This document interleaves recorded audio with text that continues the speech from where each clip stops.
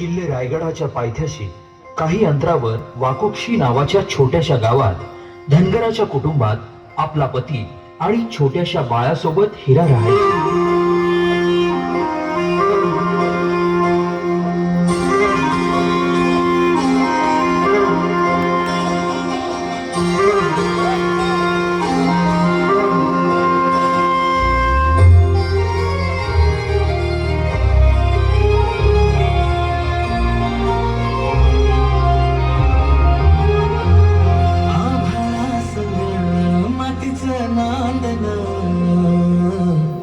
जीव झाला चकवा चांदन आभाळा संग मातीचं नांदन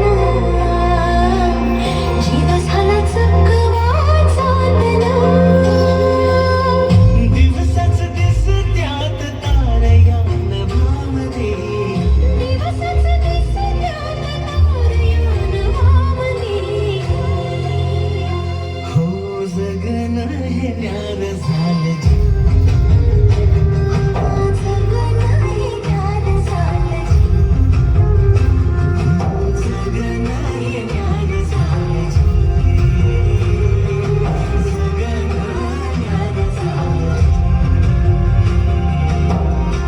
नेहमीप्रमाणे एके दिवशी हिरानं गोठ्यातून जनावरांचं दूध काढलं आणि आपल्या तान्ह्या बाळाला खेळवून पुन्हा त्याला घरी सोडून ती रायगडावर निघाली.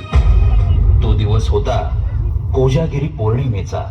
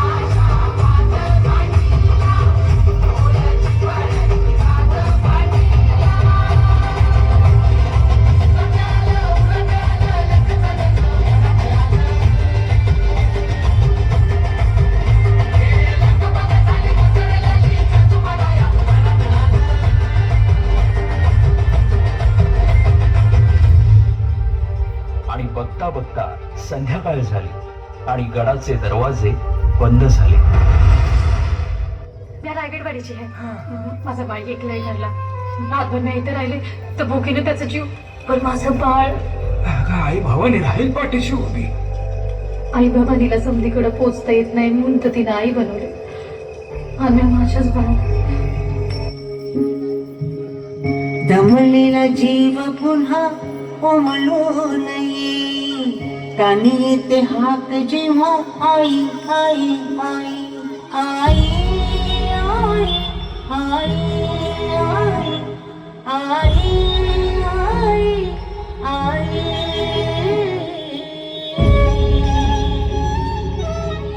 तिथं ना तटबंदी ना बुरुज ना दरवाजा. महाराजांच तिथं तटबंदी उभी केली नाही, कारण आई भवानीनेच तिथं भला मोठा तट उभा केलाय. फाळाचा गडा असा सांगतोय का वरून नुसतं खाली पाहिलं तरी माणसाला घेर येते. 1.5 गाव खोलदरी आहे. 1.5 गाव. कडा असा भागत का तिथून फक्त वारावर येतो आणि पाणी खाली लागतं. पश्चिम कडाच.